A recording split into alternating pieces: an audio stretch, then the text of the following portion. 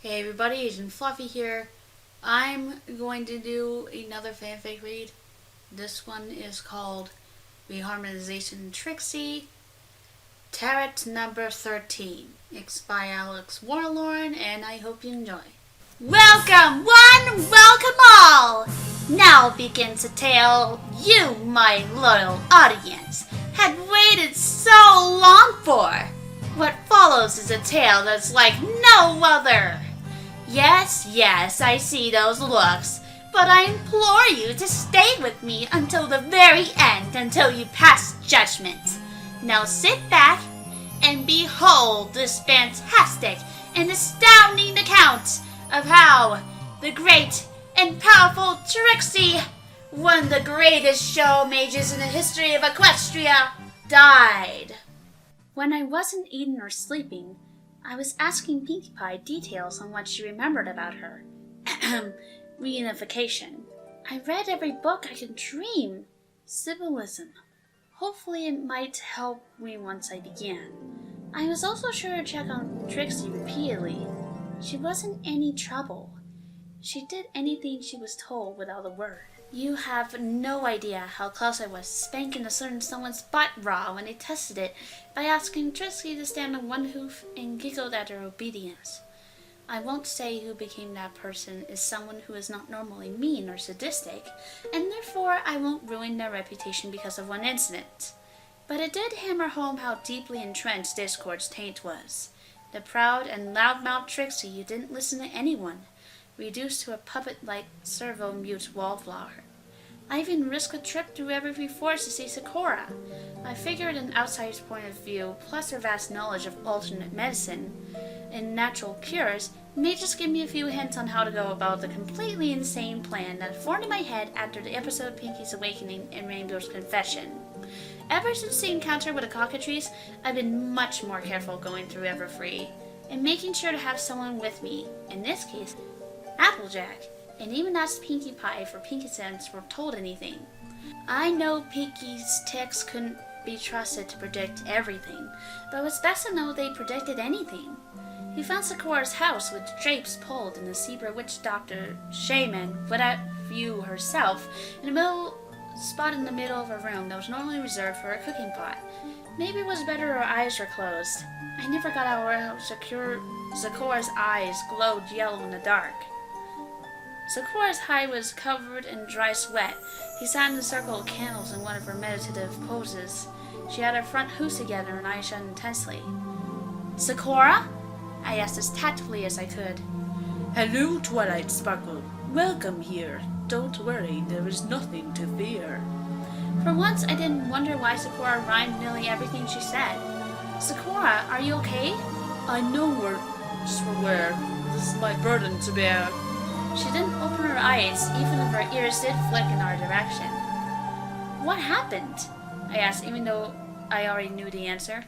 Madness and havoc incarnate found me, sought me to make me as wild as the rest of Everfree. He made the poison joke grow like crazy. Then things began to get hazy. I cannot deny, I tell a lie. From a rumor to reality, he made the switch. I was the wild witch. After my sanity's resuscitation, I began to meditate without hesitation. Long and hard has it been, but I managed to crawl back from where I was at, made that evil grin. Applejack said at once, Sakura, I know we didn't get off to a good start when we first met. I'm speaking the honest truth when I saw there were doctors in Ponyville that Princess Celestia commanded to treat for damage Discord did to them on the inside. I know you live in Everfree, but I promise they will help you if we ask them. I know in Ponyville I am no longer loathed, but I would not wish to look back and find I hadn't posed. She hadn't moved an inch in her pose, and her eyes remained shut. It's not imposing, it's just accepting help that's being offered, AJ said. But you insist on it being kind of cookie square deal. Twilight has some stuff to ask you. Sakura, I need your help. There's a pony who Discord hurt a lot worse than most, and I have an idea to help her, but I want your advice. Then say what you came to say.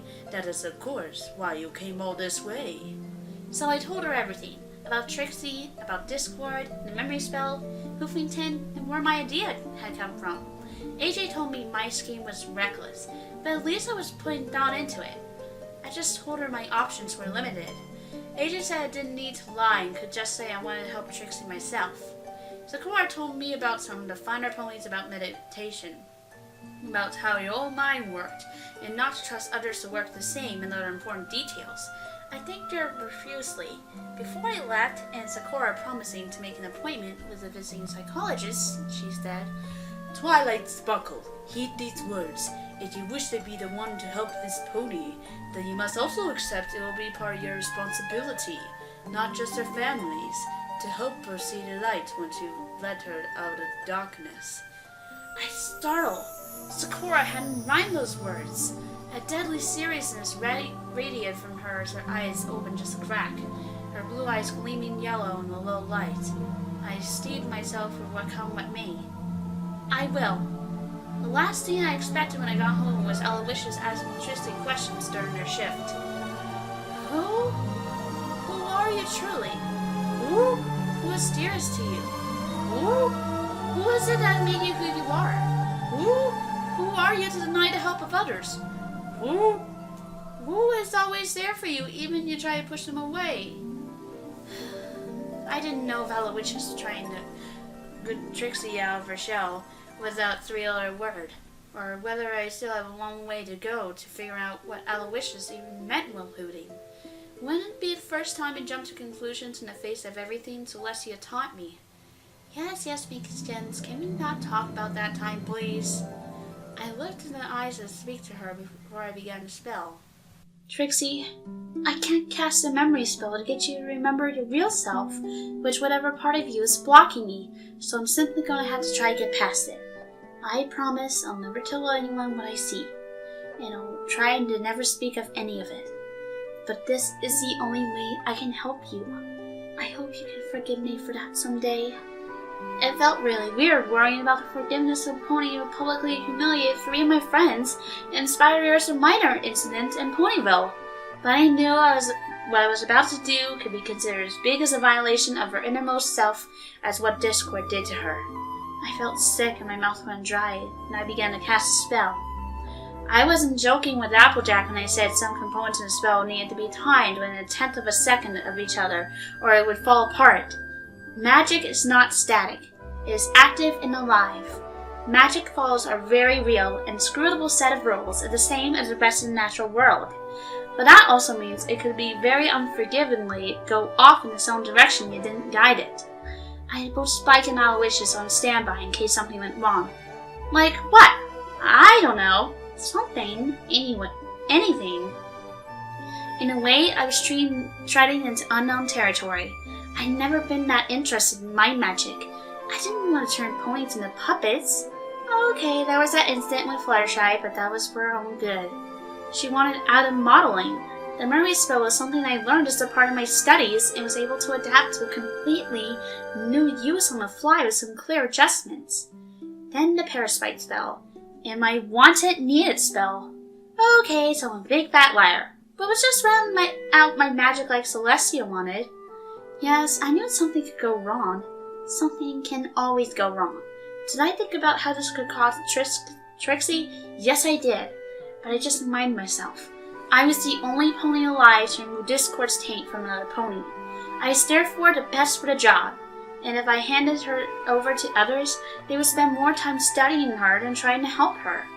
I wasn't sure how much of that was true, how much I was just telling myself. Yes, I know it was reckless. Yes, I should have known better. Yes, I know it could be called foolish, but there's always been something about Trixie.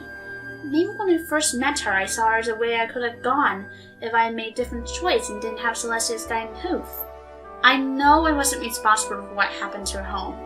I know I technically owed her nothing. But for once in my life, I was going by feelings. It felt right to help her. It would feel selfish to have gone to the lengths I'd gone to save my friends from Discord and to pan her off to someone else. Was it my ego? I don't think so. Whatever it was, it had nothing to do with my pride. So why did I kill her? Wait, what? Kill her? What the bucking hang are you even talking about? What is this? I didn't kill Trixie. There's no way it could have. Celeste is Maine. What are you talking about? Wait a minute. What's going on here? Who are you? You are not who my friends and I have been speaking with. Of course I am, Miss Sparkle. Of course I am, said dark blue earth pony wearing a white coat. You've been with us for some time. After you had your mental breakdown trying to help all your friends at once, you weren't satisfied that Applejack was doing a better job helping other than you. You madly fled to Hoofington, tracked down Miss Trixie, assaulted her in the middle of the night, and you overpowered her in your spell, forced her to relive every moment of her life at once, causing the brain hemorrhage that killed her at once. Then you took her corpse back to Ponyville and played nurse to it for a few days until your friends found you and deposited you here. I was in a white room with a bolted door wearing a straitjacket. There was a larger light blue earth pony by the door acting like a statue. You don't need to worry about murder charges, since you were clearly insane during the incident. You have created some rather absurd fantasies. An extended family for Trixie, for starters. Rainbow Dash slipping into momentarily madness in front of you. Rarity and Applejack. Clearly a shadow projection on your part, but still, I find it interesting. Why, of all people, help someone like Trixie? Why bother? What was there to gain? What was there to be had? Clearly, there were others you could have easily superimposed your fantasy to be some sort of savior on. So what if your fantasy centered around such a pony you met once in your life? It was just another unicorn you had happened to know of. I stared, my mouth agape. The apparent doctor on the other side of the table kept smiling at me patronizingly. I felt pressure at the back of my brain pressing against my eyes like a dam. Everything I had just been told, everything I was seeing, I felt it. I heard it. I smelled it. I felt my spine turn to ice. And my stomach wasn't empty, I'd be sure I'd be vomiting. Did equine do that? Finally, I managed to whisper out, everyone is special. Everyone has worth. Oh, please, dear, said the doctor, still in a completely friendly tone. That's just a nice way to say no one is special and no one has worth. I looked at him, feeling somewhat scandalized. That's not a very doctorly thing to say. This is my job. It's what I'm paid to do. It's not like I'm doing it because I care. It's simply my job for you to realize your insanity, accept it, and let go of these delusions and saving Trixie. I lowered my head and again tapped my horn against the table. I stopped and looked at my horn, almost crossing my eyes as I did so. I glanced at his legs and seen a black and white cross. That's funny, because I don't see a paycheck tattooed on your butt. The doctor's eyes went, My, such language. That's not like you at all, Twilight Sparkle. Or maybe this is a real you. A cruel dog who wants to flaunt herself to others but wants to maintain the illusion of being modest. I didn't make a reply to that at first. The room was silent for several minutes. No one was moving. Finally, I said, reeling up, You know, you're right. I'm a big, arrogant nag who thinks that she can solve everything with a spell and a big plan. If I can't get Celestia's approval, I lose my reason for being. So I go completely crazy trying to impress her. And I'm pretty sure I have emotional issues with superimposing the feelings from my absent mom onto the princess. That just about covers it. The doctor startled. He froze for several seconds before replying,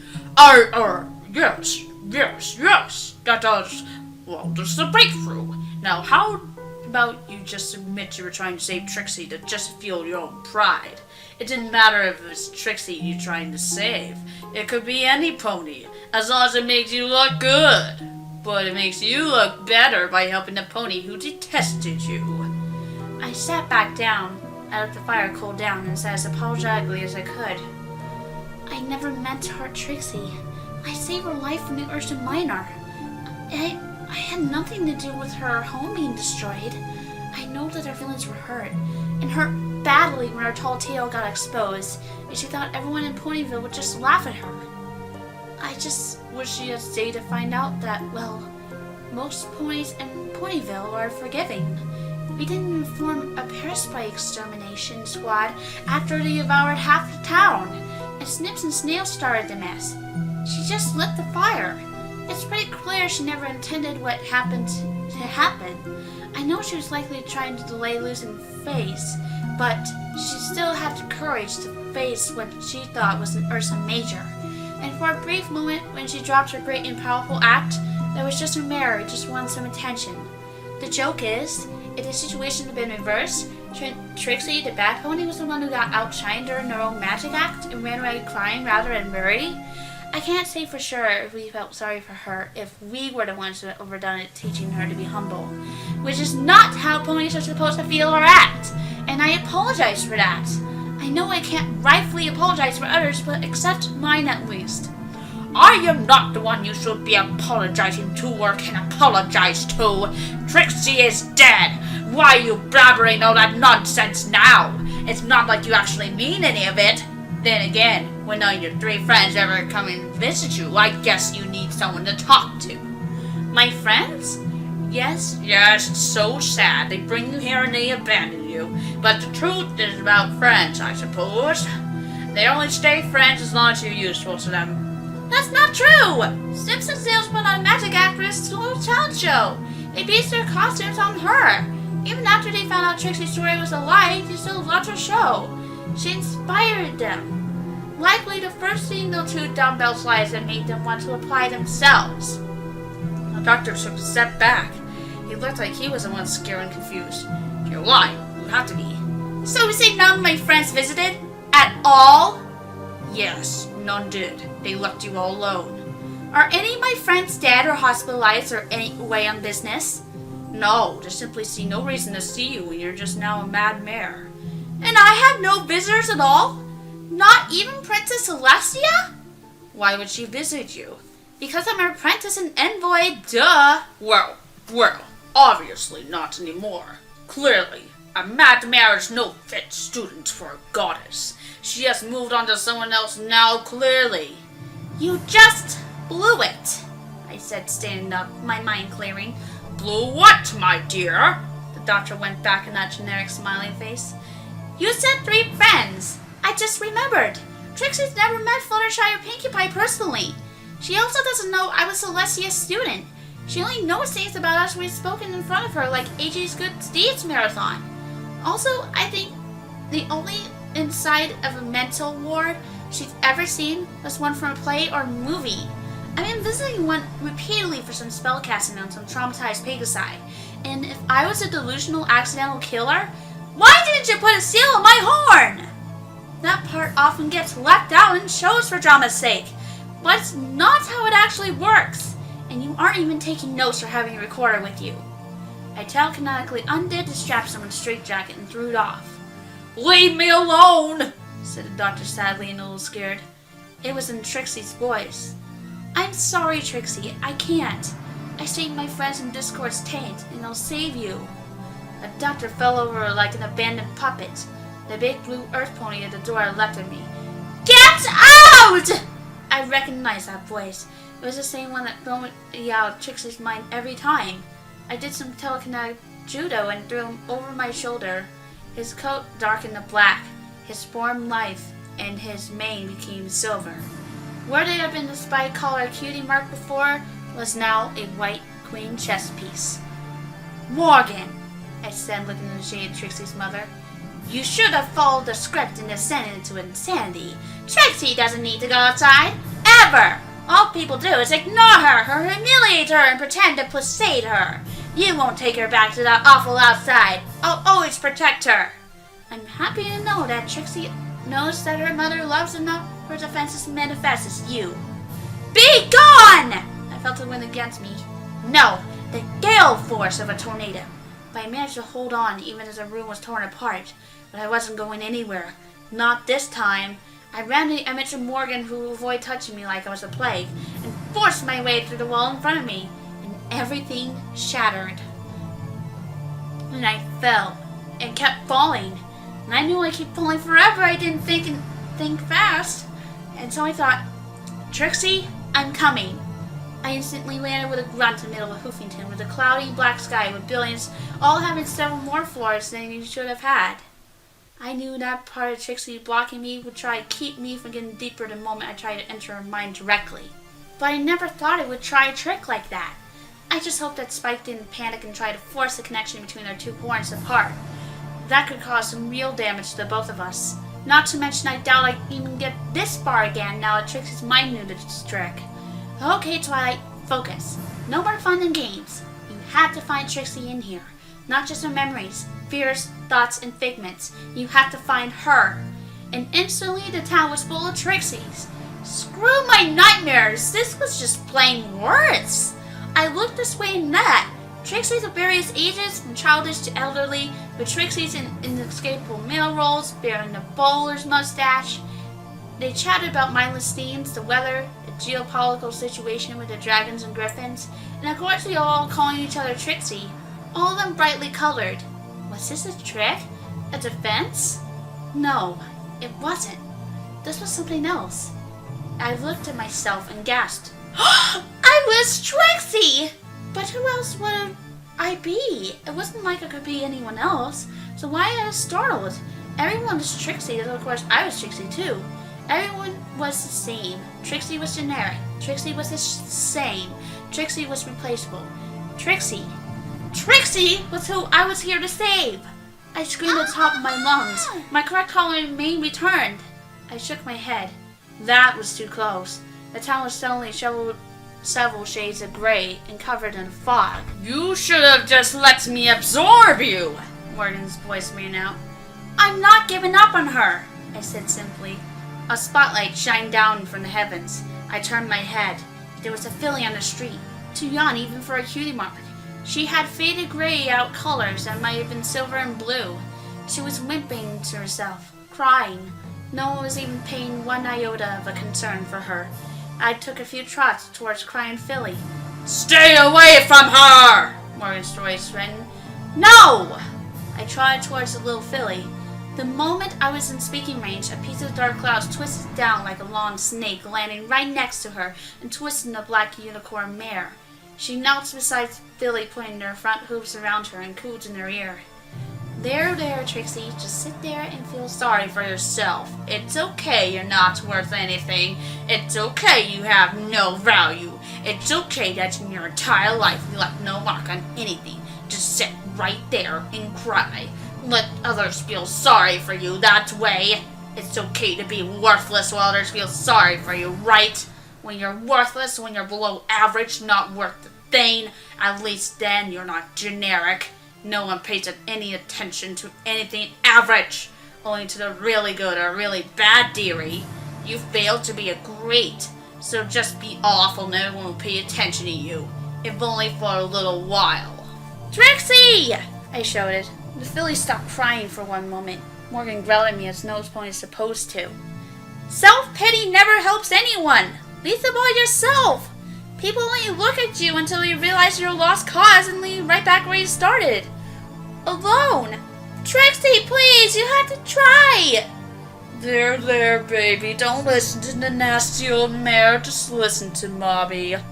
Trixie, that thing is not your mother. Trixie looks at me and Morgan confused. Your mother never tried to keep you a prisoner, and she certainly never encouraged you to give up. Why do you care? Trixie's just a bad guy in your story anyway.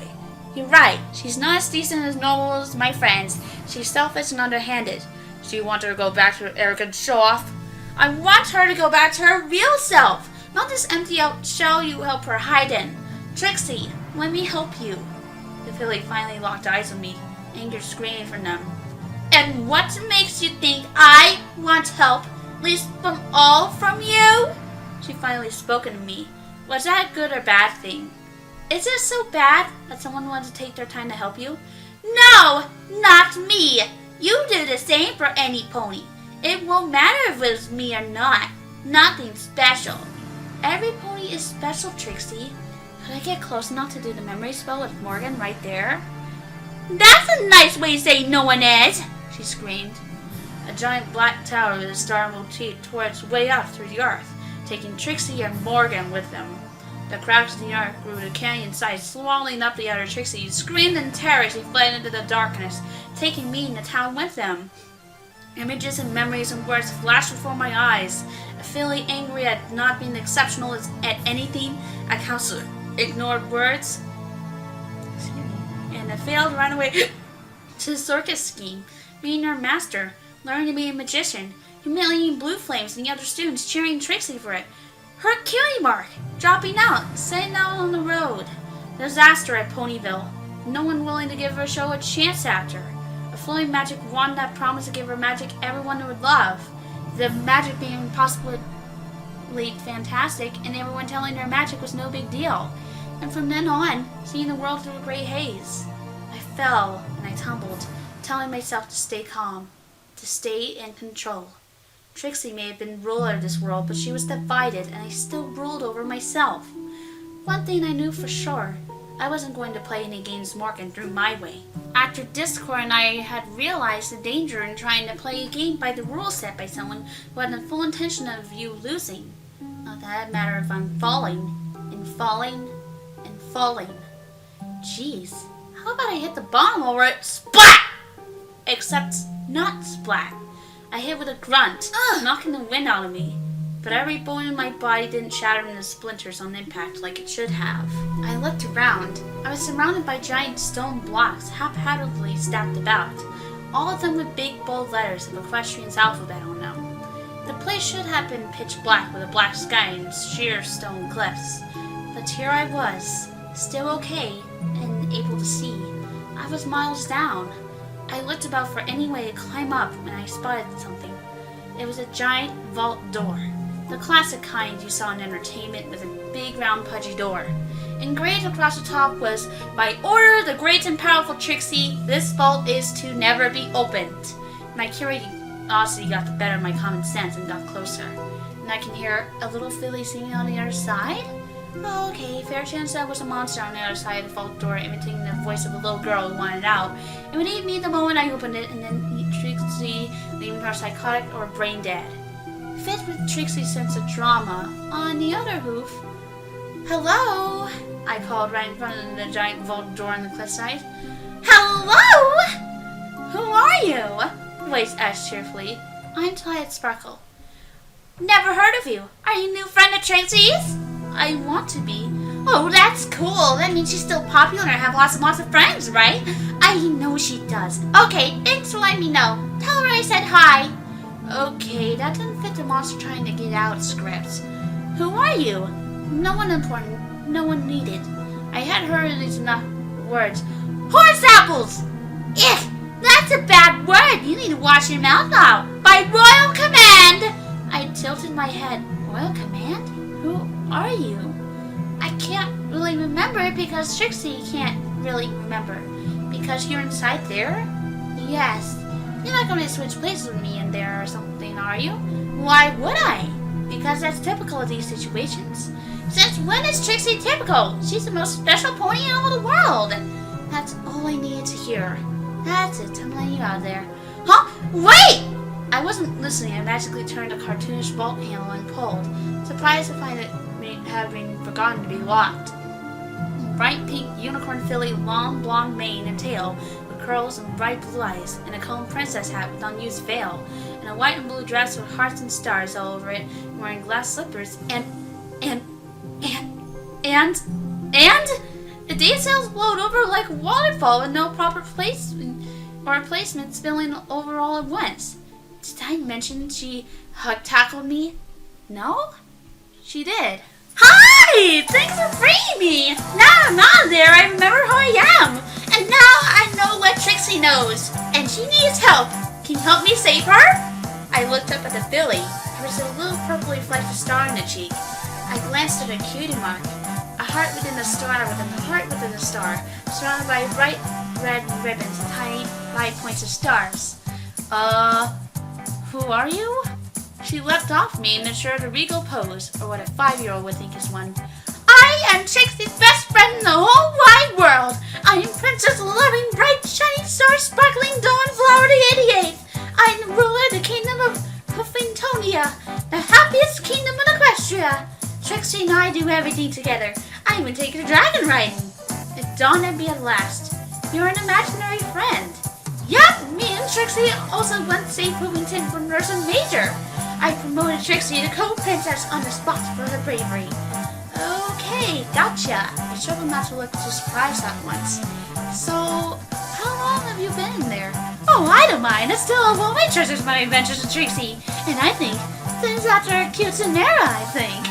I remember Trixie's memories I saw and flew past down here. I see.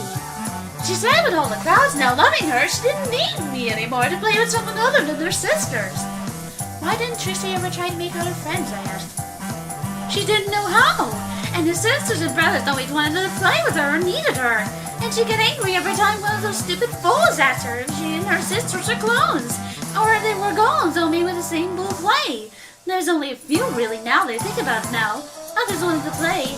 But by then I had met Trixie. I see. I sighed. She even gave me this great gift to show how much she loved to be my friend. Princess Loving Bright, shiny star, sparkling dawnflower produced a small blue star-shaped gem from nowhere.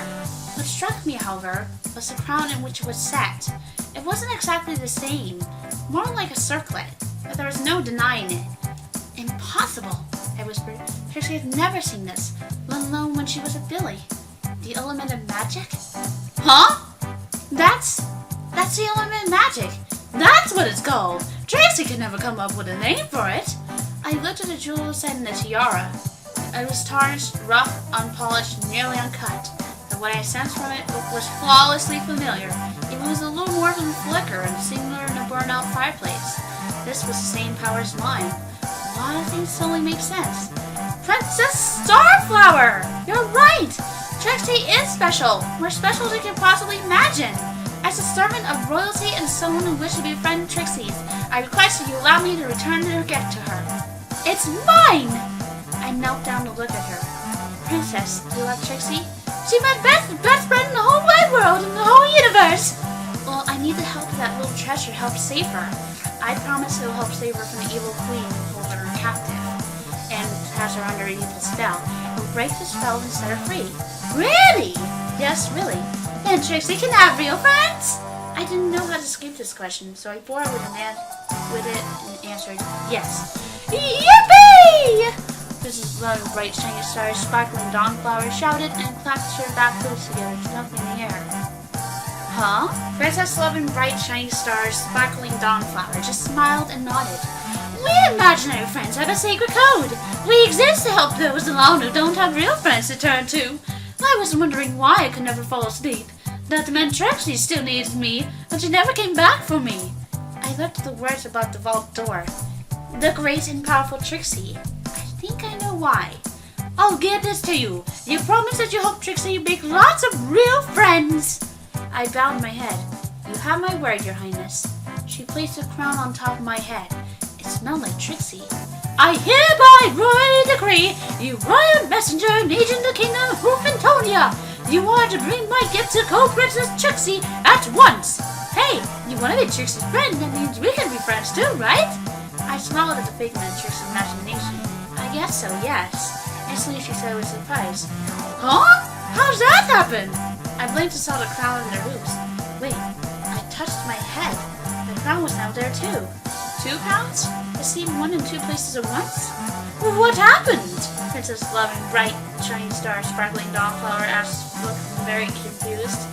I understood. Did anyone tell you? Friendship is magic. I think I understand, he said, looking at the 2 crowns. Come on, let's... A savage growl echoed through the canyon, causing a few giant stone building blocks to fall over. Huge iron bars appeared around Princess Loving Bright, shiny star, spawned dawnflower, twisting together above her in a sealed cage. I know! So Trixie should know! So that means the other knows too! I banged and magically rammed stones into the bars, but nothing worked. Princess Loving Bright, shiny star, sparkling dawnflower magically summoned a sword twice as long as she is and strikes against the bars, only for the sword to shatter. The other her won't let me see Trixie. Princess Loving Bright, shiny star, sparkling dawnflower looked at me sadly. Please, I'm just a figment. Save my best friend! She looks at me pleading. I mutely nod. I called upon all my inner strength and cast a gossamer wing spell. Not tiring as it was before. Maybe because this was all happening in Trixie's head, or didn't I practice with it? Either way, I felt courage. Do what I can to my servant and save co-Princess Trixie! I promise. I flew up out of the gorge's childhood memories and up the black tower right to the top. Parts of it broke off and fell right into my path that I had to dodge, and parts of it grew in the griffin claws and tried to grab me, but I was more nimble than they were. I was at the flat top of the tower in no time. I found that thing and Trixie there. What does it take to have you forgotten? That thing snarled. More power than you have, your loneliness, I declared, my heart pounding in my ears. Loneliness? You are not Morrigan. I may have spent just one afternoon with her, but that's still more than enough to know you are nothing like Trixie's middle mother. The opposite result of friendship is loneliness, which is what you've been trying to keep Trixie in this whole time. Trixie in this gray, fogged-out world, and you aren't going to stop me from having a heart-to-heart talk with her anymore. Trixie loves it here, with no expectations to build, nothing to lose, just the comfort of being a tragic character in display. Isn't that right, my little baby? Linda said in a cooing tone, turned her head back to the filly at the center of the flat tower's top. Suddenly it was a theater, and there standing on her back hooves was a filly Trixie. She was meekly peeking around her own shoulder. She was chained with thick slate shackles on her 4 hooves and nearly pulled her down with their weight. She was also dressed as the court jester, complete with a full scepter in her mouth. She sniffled. A rotten tomato hit her. Instantly she was surrounded by Applejack, Rainbow Dash, Rary, and a copy of me and several other members of Ponyville who had been on her show. There was also her sisters and 2 colts I bet were her brothers, along with an elderly white and gray pony, a red pony with a blue flame for a key mark, and another copy of Morgan, and her father, and they laughed and cheered at her and threw more rotten fruit at her. Come on! Make this 20% more funny! The fake Rainbow Dash laughed. Such sniveling, such crying! How disgraceful! How revolting! Don't you dare cry! You're making yourself more ugly! Stand perfectly still! Said the fake Rarity Bell, throwing more rotted veggie. Come on, you farmer! Say something! You think anyone's gonna like you more because you're a sad loser? Big crybaby! Big crybaby! Heckled the fake Applejack, throwing, of course, rotten apples. Play with us, Trixie, forever! Shouted the fake Lexi.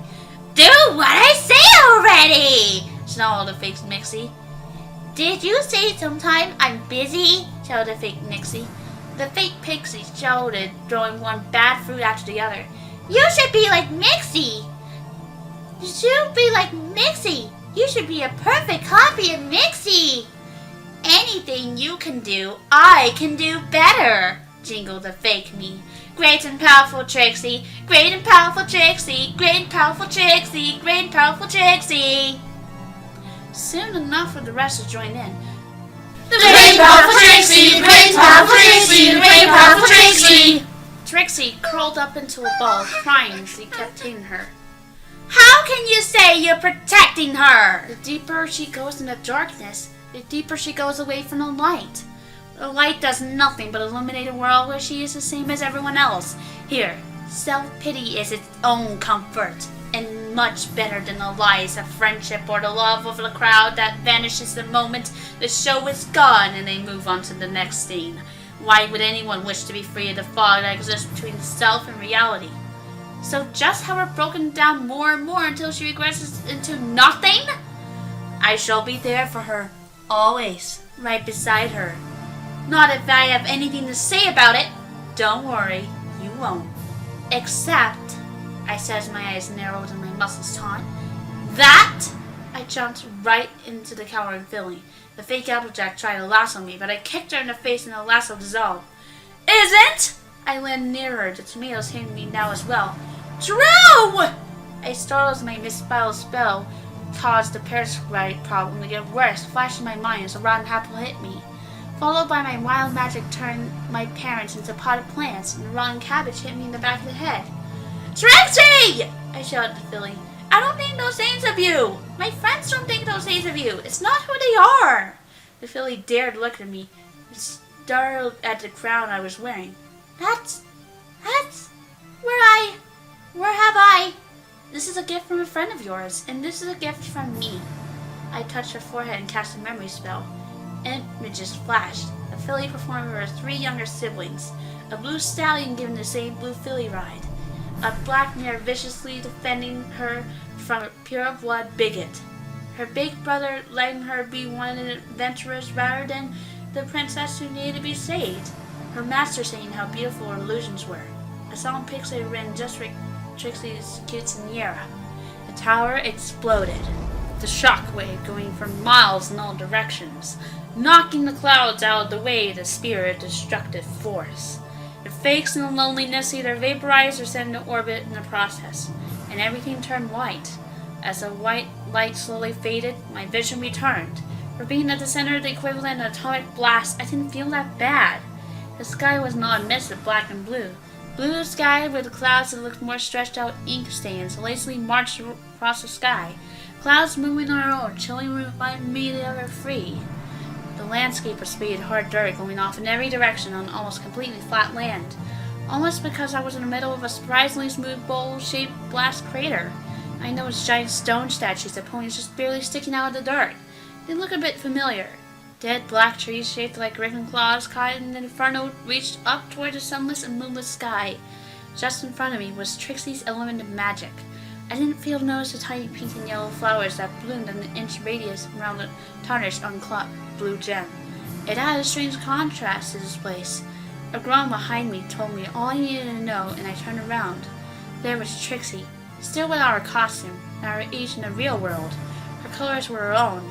Violet eyes blinked open, she stood up, getting her bearings and trying to get back to her Disney poise. I got up, her element of magic still behind me. "Twilight sparkle," she said in a slow and distasteful tone, her eyes narrow. "Trixie!" Whew! I breathed out in relief. Trixie held a hoof to her head. She looked confused and uncertain. Her eyes widened in alarm and shock. "Who's the wee Princess Luna?" she swore. "Trixie, what do you remember?" I had to ask first. She looked at me again, anger and agitation ringing all over her. I remember... She grunted as if not sure herself. "I remember a giant version of my cutie mark promising me to bring back my life. Instead, it took the broken pieces and ground them into powder. And after that, distant feelings, distant voices, distant images, a fog everywhere, a cold but comforting feeling. The world being so much simpler if Her eyes widened in alarm. "Trixie has been reduced to a dog, a pet. My life is worse than ruined. You just want to laugh me off stage before. And only laugh at me when I go to buy groceries." "No, you aren't. You still have your family." "What about them? And how would you know anything about them?" "They still love you. They've been sick with worry over you. Don't you remember? They were looking after you that whole time." Trixie gritted her teeth. It looks like she couldn't drive a horseshoe through her brain to stop the pain. And her eyes bulged open. "Impossible! It's not possible!" Trixie looked for any escape route for this train of thought and looked about and asked, "What is this barren and empty place? It's so..." She looked for the right word. "Wretch! Lifeless!" There's no kind way to put this. It's your heart, Trixie. "What?" Trixie sounded. "You're lying! That's not possible! This can't be me!" Trixie looked horrific ruined landscape in proper horror. "These statues, mostly buried? Those are your feelings for your family you've been trying so hard to bury, but you've not been quite able to."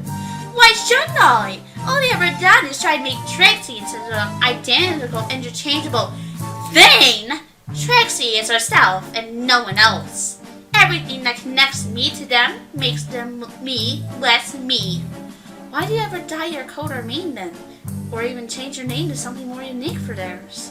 I stepped closer, pleading. "Listen to me, Trixie. Please, can't you see? You still love them, and they love you. They always have. You're part of a whole. You're not a spare. Each of them offers something unique to each other, just like you. The shroud and the blackness are gone. Just think about your own memories." I saw confusion crossing Trixie's face as the pieces of the shattered puzzle continued to repair themselves and slid back into their proper places. And I saw Trixie shed a single tear. She held both hooves to her head in shock, her voice slipping quickly and outright shouting. "No! I just want it to be special! I just want it to be noticed! I just wanted to be unique. I just wanted to be me instead of one of us. I want to be famous. I wanted to be remembered. Not just a name, birth, and death date in the record book. I want to be seen. I just want to be seen. I wanted to stand on my own. No one stands on their own, Trixie, I said in a tone I hope was far from as self-righteous as possible. And if that was true, Trixie, why are you so fixated on what audience thinks of you? Trixie doesn't! Because when I hear them cheer for me, not a group I'm part of, not for a show I aid in production of, but for me. I know they notice I exist. They know I'm alive. I know that I'm alive. Yes, dear. Her mother's head snaked out of the ground, followed by the rest. Her head was connected to a very long body with scales like a dragon and a tail of a fish. She had one wing that was that of a parasprite, and another that was a dragon. One hind leg was that of a deer, the other a coyote, and the front legs had one of the arm of a monkey and the other like a paw of a tiger. She had a pair of stubby horns that went off in opposing odd directions.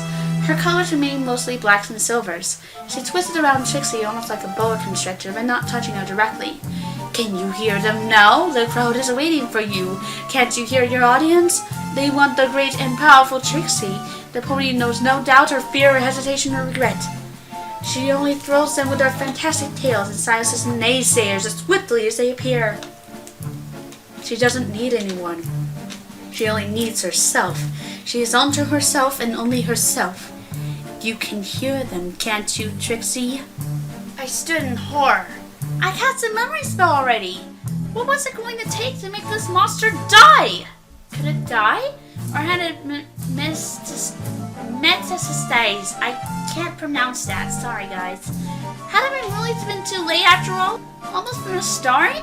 Lifeless, soulless, cardboard cow pony from the audience began to rise out of the dirt, followed by a cheap tape recording and enthusiastic cheers. Trixie looked at them like a sailor at entrance by a siren song. Maybe I've been an idiot after all. Maybe Spike isn't simply right. Maybe Trixie really is beyond saving, and any goodness in her really is just scar tissue. Maybe she was selfish to her core after all. Maybe she really couldn't love anyone but herself.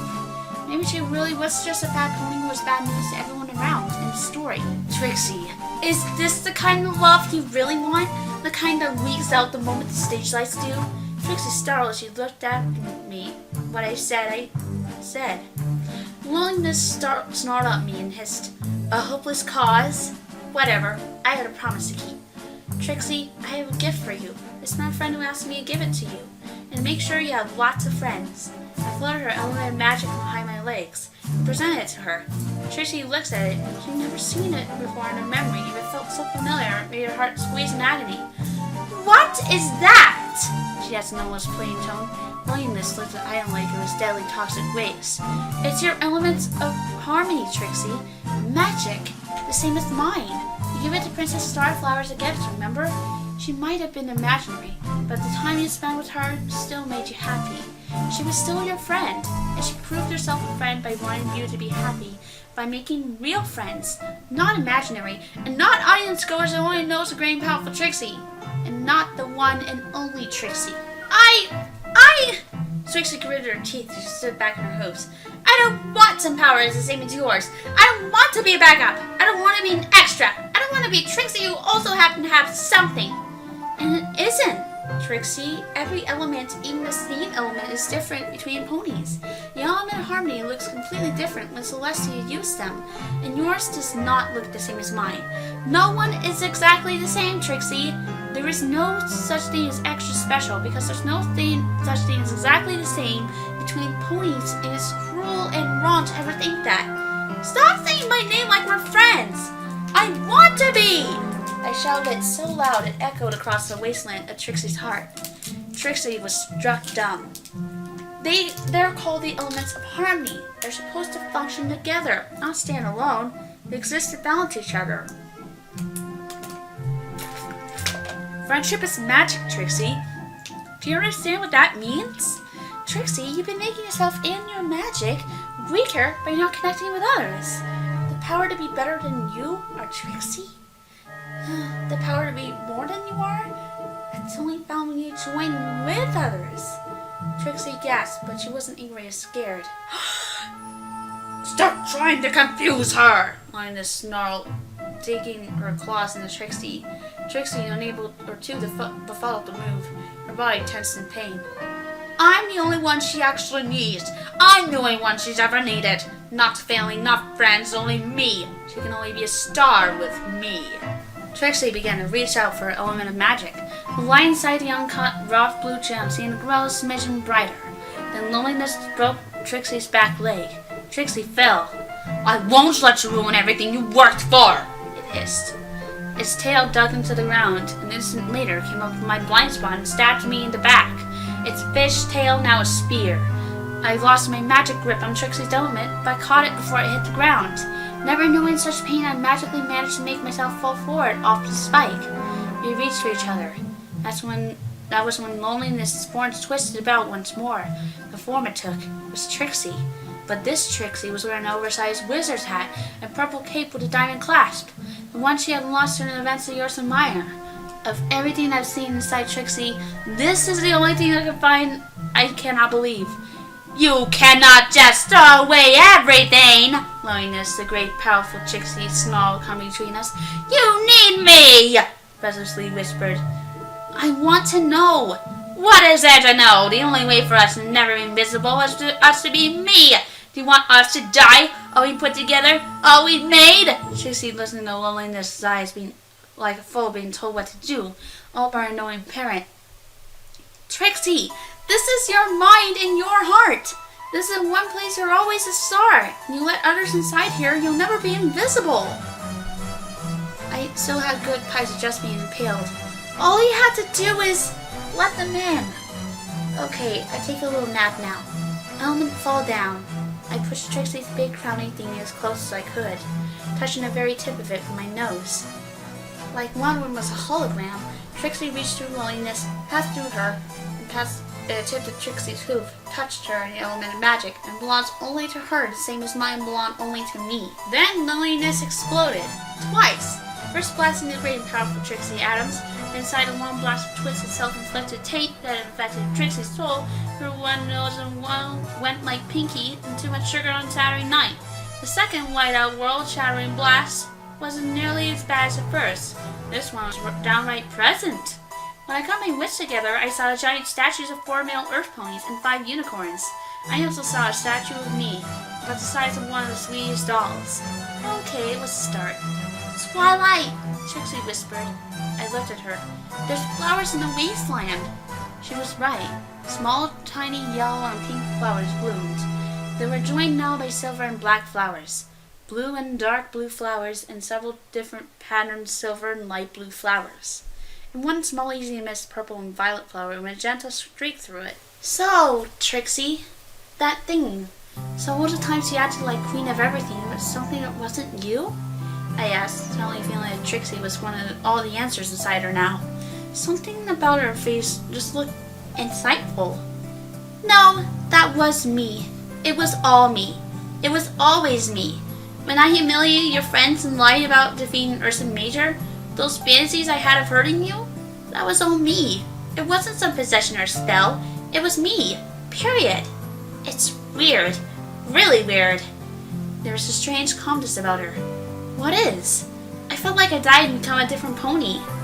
Well, 13th tarot card, Death? Its original name was changed and symbolizes new beginnings, not just endings. A bright light came to being above us, like a star that came close to Earth. It was followed by a set of transparent crystalline steps that just floated in the air. What is that? Trixie asked in awe, asking me. That's your freedom, Trixie. It's waiting for you. Everyone's waiting for the great and powerful Trixie to come home. Trixie looked up at the light, holding a new tone of voice. They're going to have to wait forever then. There is no great and powerful Trixie here. There's just the one and only Trixie. Trixie got up, then fell down, her back leg still broken in this place. I don't think I can make it up on my own. Feeling a lot better than I should have after being ridden through with a spear, I tried over to her. It's okay. You don't have to. I let her pull her weight on me. Twilight? Yes? Thank you. We climbed into the light together. And that is a tale of the death of great and powerful Trixie. Who? Trixie let out a stressful sigh. You could be a little more enthusiastic and try to describe this, you know. Not exactly many are going to read the same. You should feel privileged. He is Trixie. I sat at my desk when I was writing my latest letter to Princess Celestia rather than disdain its Spike, who was spreading the word that things had gone well. Aloysius just had his own way of showing it. What he said translates as an amazing tale fit for the ages. Are you pulling my hind leg? That's Pinkie Pie's department, not mine. Speaking of which, I really need to introduce you to the others. I had written Trixie's family she was well again, but she said she wanted to be the one to write it. Are you so sure about that? No, but that's what makes it interesting. Besides, you're technically meeting Rarity, AJ, and Rainbow Dash for the first time too. You're not the only one who trains new Trixie. Don't ever call me that again. Okay, pal. I smiled at the last part. Dear Princess Celestia, I'm happy to report my patients have made a 120% recovery. I am fully aware that it's scientifically impossible, but I'm currently unable to express in any other terms. Doctor-patient confidentiality prevents me from explaining much, and for that I am truly sorry. I think that just because someone has the same talent as yours, doesn't make those talents express the same. And above everything, I've begun to suspect the truest expression of friendship is to make a friend of your enemy, and maybe Ponies can change for the better. Your faithful student, Twilight Sparkle. Many weeks and many days since we seen the Discord. And that is why, to keep hard-working, determined Earth Police is a low-labor class, and Feather Dusters as the enforcer class. Narwhals in key positions throughout Equestria ensure that over 60% of all households and common commercial items require telekinesis to function properly and able to use with hooves. Like toothbrushes, they are also designed to be compatible with griffin claws to help facilitate their underground alliance with the savage bloodthirsty meat-eaters. This helps the Earth Ponies ignorant and distracted from the Unicorn's secret program of breeding and rearing dragons who are only loyal to Princess Celestia and her generals. Their ultimate goal is to strip all successful Earth Ponies like ourselves of our hard-earned wealth under the pretense of the dragon raids and shuffles them back to the princess' own coffers. At the same time, Earth Ponies, Narwhals, and Feather Duster mares, under the eyes of Princess Celestia, have for over 1,000 years ensured that the stallions remain secondary citizens with unfair treatment in favor of fillies and mares with better education and more leniency in the law. Feather Duster and Earth Pony mares foolishly believe they will ultimately be granted Narwhal-like privileges in airing the conspiracy. Miss Diamond Tiara, are you paying attention? Your father is paying me a good sum of money to make sure you learn the real truth of Equestria, though not teaching the government to fund its schools. Yeah, sir, I am, Diamond Tiara said in a bored, distracted tone. She had heard this lesson 100 times before, often with other contradictory theories added in as well. Whenever Silver Spoon came over during his lesson, she endured them with her. She hadn't even looked at her former best friend in weeks now, and Diamond Tiara was finding herself experiencing a feeling she felt quite alien, even confusing. After going through the painful task of reading up on the subject, she concluded she was feeling lonely. She looked at the clock and said she needed to be somewhere else. She quickly pointed, "Hey, isn't that a narwhal spiked dragon out the window?" "What? Where?" said her tutor. A dirty brown Earth pony with a gallop fox mark, or a kitty mark, rushing to the window. Diamond calmly left the room and went to her own room and took out the sewing supplies she had hidden under her bed and left the estate with one of the unicorn maids running interference. She made about halfway when the voice of the brown pony with the pointing everywhere arrows in her tree started up again. She managed to ignore them all the way to Miss Rarity's shop. The front door looked like it's been the world's most hasty repair job. Miss Rarity worked on her sewing machine with a greater sense of relief today. While Silver Spoon was still not talking to his Kiyomar Crusaders, she was no longer verbally lashing out at them for trying to be nice to her. Rarity had been tempted to say they condoned friendship kitty marks this way, but knew the Kiyomar Crusaders and then tried to jump the end result and ruin any chances of getting Silver Spoon to accept friendship from her former victims. She also seemed less terrified of going home. "Good afternoon, Miss Rarity." Diamond came in, feeling more relaxed here. The narwhal's cat only attacked her once a visit now. Good morning, good afternoon, Diamond Tiara, Rarity said politely, like a welcoming voice. I'll be with you in just a second. Make yourself feel at home. Rarity had to say the spoiled Earth Pony had come a long way since their secret lessons had started. She only stumbled rather than froze, trying to use the word unicorn opposed to narwhal. And she only stopped herself with a sewing needle about half as often as she used to. Her thread lines were a lot more steady. You know, Diamond Tiara, I really think she should make up with Silver Spoon now. While there was a chance the two fillies could end up reinforcing each other's bad behavior again, Rarity couldn't stand seeing two best friends not even so much as looking at each other. Diamond startled. Why should I? She's your friend, isn't she? Not anymore. So nothing you did with her had any meaning? Just fact your parents knew each other and knew she was only filly in your tax bracket? The two of you never had any friend that didn't involve picking on blank flanks? Which I always found odd since you were besides upper bloomer friends among the last to get yours in Miss Shirley's class. Diamond thought of it. She had fun with Silver Spoon, right? She had fun. They had the special hug and everything, right? They made them friends, right? They visited each other and were happy to see each other, even when they showed up unannounced. That had something to do with being friends, right? She wondered if maybe, just maybe, she's tried makeup or something. Mom always says Silver and Diamonds look pretty together. That's when the voice said, Do it now. It's all you have to do. Do it now! The pair of switches leaned next to Mary on the table. No! Why not? I don't want to. She's just a narwhal. Why not? She's nice to me. I feel happy around her. I see. I should tell your mother then. What? That you don't need her anymore. That you don't love her anymore. You found a nice replacement just for her. Just like your dad is looking for a replacement for her. And you don't want her to find her marbles in that mangled contraption she's called a mind. And you don't want her at your birthday. You want a new mommy. Just keep the embarrassing secret locked away in that tiny room forever. No! Diamond screamed as only a little filly could and grabbed the scissors and stabbed them in Rary's hindquarters. Rarity's nearly impaled her hoof on the sewing machine to turn around to see the bloody scissors in Diamond's mouth. Tears down her pink face ruined her makeup.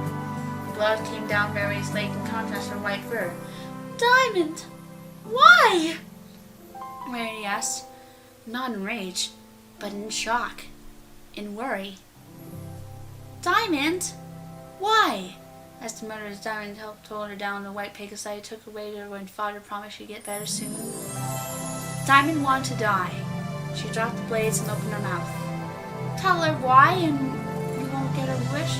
So you're sorry and you don't get your wish. Taunted the voice in a pleasant voice. She closed her mouth. Why does she feel so ugly?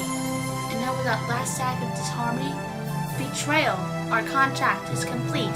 Come to me and accept my majesty. Diamond ran like a mad pony with bloody hoof prints out of the shop, still crying. Rarity tried to follow, but had to stop to bandage herself. Halfway across town, Pinkie Pie's body began to shake like mad. A doozy of a doozy was coming.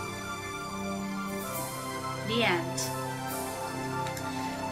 Well, I hope you enjoyed the adventure so far. Now, if you like this video, Trixie, the great and powerful Trixie, commands you to click the subscribe button. It would mean so much to Agent Fluffy. Hello. Princess, who are you? I'm Princess Luna. Welcome to my next story. It's going to be a good one. I have a feeling it's going to be a good one. Tune in next time for Reharmonization Luna, Canterlock Chaos. I have a feeling it's going to be an epic tale. Yeah, right. My story is better. Tune in next time. This has been Agent Fluffy, and I'll see you guys next time. Trixie, you've been making yourself and your magic weaker by not connecting with others. The power to be better than you are Trixie? The power to be more than you are? That's only found when you join with others. Trixie gasped, but she wasn't angry or scared. Stop trying to confuse her! Whined the snarl digging her claws into Trixie. Trixie, unable to follow the move, her body tensed in pain. I'm the only one she actually needs. I'm the only one she's ever needed. Not family, not friends, only me. She can only be a star with me. Trixie began to reach out for her element of magic. The light inside the uncut, rough blue gem seemed to grow a smidgen brighter. Then loneliness broke Trixie's back leg. Trixie fell. I won't let you ruin everything you worked for, it hissed. Its tail dug into the ground. An instant later came up from my blind spot and stabbed me in the back. Its fish tail now a spear. I lost my magic grip on Trixie's element, but I caught it before it hit the ground. Never knowing such pain, I magically managed to make myself fall forward off the spike. We reached for each other. That was when loneliness' horns twisted about once more. The form it took was Trixie. But this Trixie was wearing an oversized wizard's hat and purple cape with a diamond clasp. The one she had lost during the events of Yours and Maya. Of everything I've seen inside Trixie, this is the only thing I can find I cannot believe. You cannot just throw away everything! Loneliness, the great powerful Trixie, snarl coming between us. You need me! Breathlessly whispered. I want to know. What is there to know? The only way for us to never be invisible is for us to be me. Do you want us to die? All we put together? All we made? Trixie listened to Loneliness' eyes being like a fool being told what to do, all by a knowing parent. Trixie, this is your mind and your heart. This is one place you're always a star. And you let others inside here, you'll never be invisible. I still have good pies of just being impaled. All you have to do is let them in. Okay, I take a little nap now. Element fall down. I pushed Trixie's big crowning thing as close as I could, touching the very tip of it with my nose. Like one of them was a hologram, Trixie reached through Loneliness, passed through her, and passed the tip of Trixie's hoof, touched her in the element of magic, and belongs only to her, the same as mine belong only to me. Then Loneliness exploded. Twice. First blasting the great and powerful Trixie atoms, inside a long blast of twisted self-inflicted tape that infected Trixie's soul through one nose and one went like Pinky and too much sugar on Saturday night. The second whiteout world-shattering blast wasn't nearly as bad as the first. This one was downright present. When I got my wits together, I saw giant statues of 4 male earth ponies and 5 unicorns. I also saw a statue of me, about the size of one of the sweetest dolls. Okay, it was a start. Twilight, Trixie whispered. I looked at her. There's flowers in the wasteland. She was right. Small, tiny yellow and pink flowers bloomed. They were joined now by silver and black flowers. Blue and dark blue flowers and several different patterned silver and light blue flowers. And one small easy to miss purple and violet flower with a magenta streak through it. So, Trixie, that thing. So all the times you acted like queen of everything, it was something that wasn't you? I asked, suddenly feeling like Trixie was one of all the answers inside her now. Something about her face just looked insightful. No, that was me. It was all me. It was always me. When I humiliated your friends and lied about defeating Urson Major, those fantasies I had of hurting you, that was all me. It wasn't some possession or spell. It was me. Period. It's weird. Really weird. There was a strange calmness about her. What is? I felt like I died and become a different pony. Well, 13th tarot card, Death. Its original name was changed. It symbolizes new beginnings, not just endings. A bright light came into being above us, like a star that came close to Earth. It was followed by a set of transparent crystalline steps that just floated in the air. What is that? Trixie asked in awe, asking me. That's your freedom, Trixie. It's waiting for you. Everyone's waiting for the great and powerful Trixie to come home. Trixie looked up at the light, holding a new tone of voice. They're going to have to wait forever then. There is no great and powerful Trixie here. There's just the one and only Trixie. Trixie got up, then fell down, back leg still broken in this place. I don't think I can make it up on my own. Feeling a lot better than I should have after being ridden through with a spear, I tried over to her. It's okay. You don't have to. I let her pull her weight on me. Twilight? Yes? Thank you. We climbed into the light together. And that is a tale of the death of great and powerful Trixie. Who? Trixie let out a stressful sigh. You could be a little more enthusiastic and try to describe this, you know. Not exactly many are going to read the scene. You should feel privileged. He is Trixie.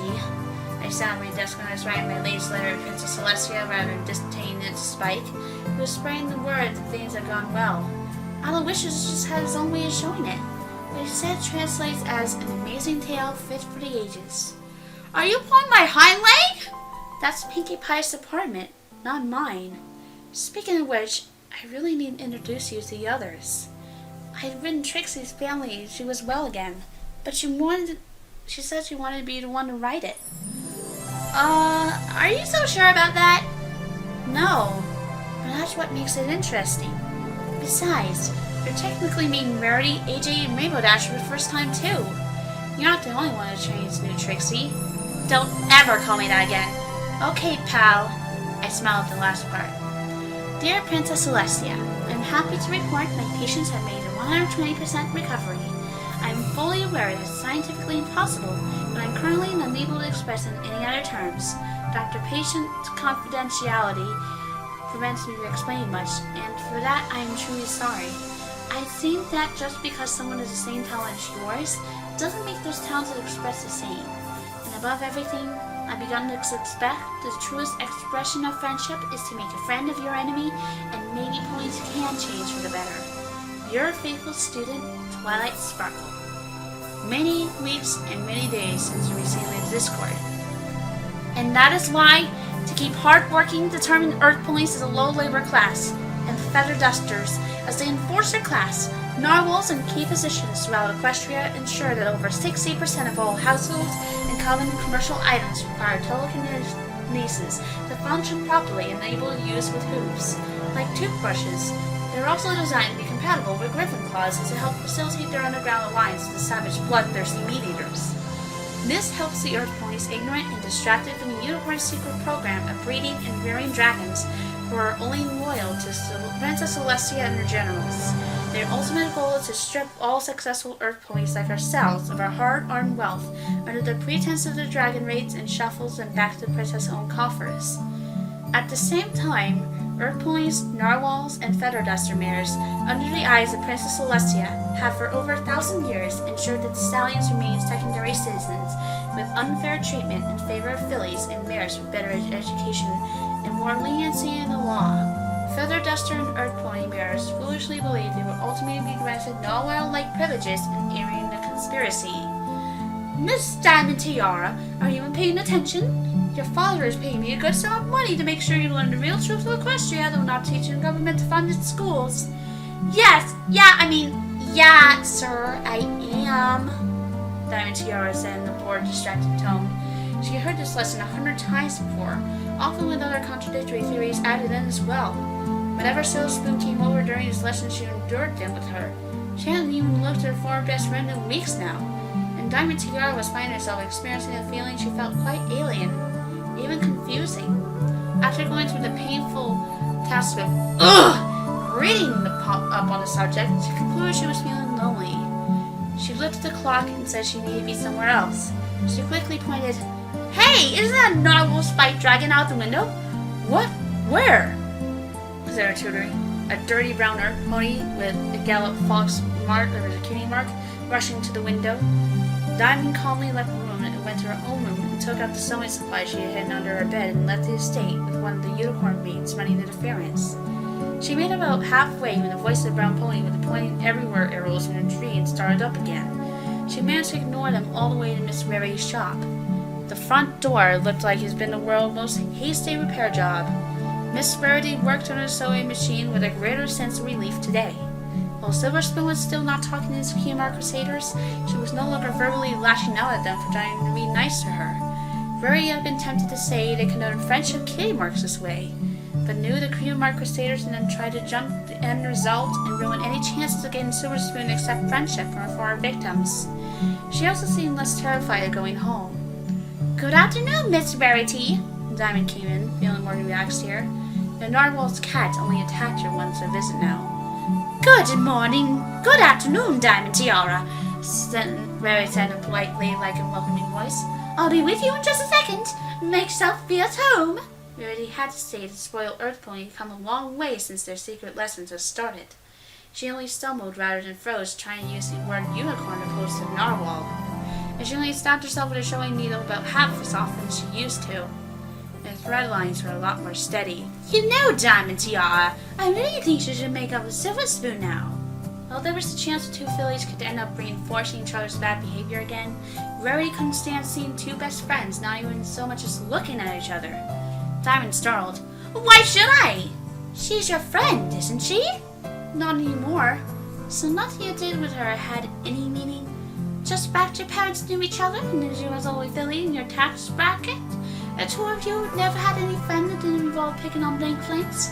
Which I always found odd since you were besides apple bloom friends among the last to get yours in Miss Shirley's class. Diamond thought of it. She had fun with Silver Spoon, right? She had fun. They had the special hug and everything, right? They made them friends, right? They visited each other and were happy to see each other, even when they showed up unannounced. That had something to do with being friends, right? She wondered if maybe, just maybe, she's tried makeup or something. Mom always says silver and diamonds look pretty together. That's when the voice said, "Do it now. It's all you have to do. Do it now!" The parrot was leaning next to Mary on the table. No! Why not? I don't want to. She's just a narwhal. Why not? She's nice to me. I feel happy around her. I see. I should tell your mother then. What? That you don't need her anymore. That you don't love her anymore. You'll find a nice replacement just for her. Just like your dad is looking for a replacement for her. And you don't want her to find her marbles in that mangled contraption she's called a mind. And you don't want her at your birthday. You want a new mommy. Just keep the embarrassing secret locked away in that tiny room forever. No! Diamond screamed as only a little filly could and grabbed the scissors and stabbed them in Mary's hindquarters. Mary's nearly impaled her hoof on the sewing machine to turn around to see the bloody scissors in Diamond's mouth. Tears down her pink face ruined her makeup. Blood came down Mary's leg in contrast to her white fur. "Diamond! Why?" Mary asked, not in rage, but in shock, in worry. "Diamond! Why?" As the murderous Diamond helped hold her down, the white Pegasi took her away to her when father promised she'd get better soon. Diamond wanted to die. She dropped the blades and opened her mouth. "Tell her why and you won't get her wish? So you're sorry and you don't get your wish," taunted the voice in a pleasant voice. She closed her mouth. Why does she feel so ugly? And now with that last act of disharmony, betrayal, our contract is complete. Come to me and accept my majesty. Diamond ran like a mad pony with bloody hoofprints out of the shop, still crying. Rarity tried to follow, but had to stop to bandage herself. Halfway across town, Pinkie Pie's body began to shake like mad. A doozy of a doozy was coming. The end. Well, I hope you enjoyed the adventure so far. Now, if you like this video, Trixie, the great and powerful Trixie, commands you to click the subscribe button. It would mean so much to Agent Fluffy. Hello. Princess, who are you? I'm Princess Luna. Welcome to my next story. It's going to be a good one. I have a feeling it's going to be a good one. Tune in next time for Reharmonization Luna, Canterlock Chaos. I have a feeling it's going to be an epic tale. Yeah, right. My story is better. Tune in next time. This has been Agent Fluffy, and I'll see you guys next time. Just back your parents knew each other and as you was always filly in your tax bracket? The two of you never had any fun that didn't involve picking on blank flames? Which I always found odd since you were besides apple bloom friends among the last to get yours in Miss Shirley's class.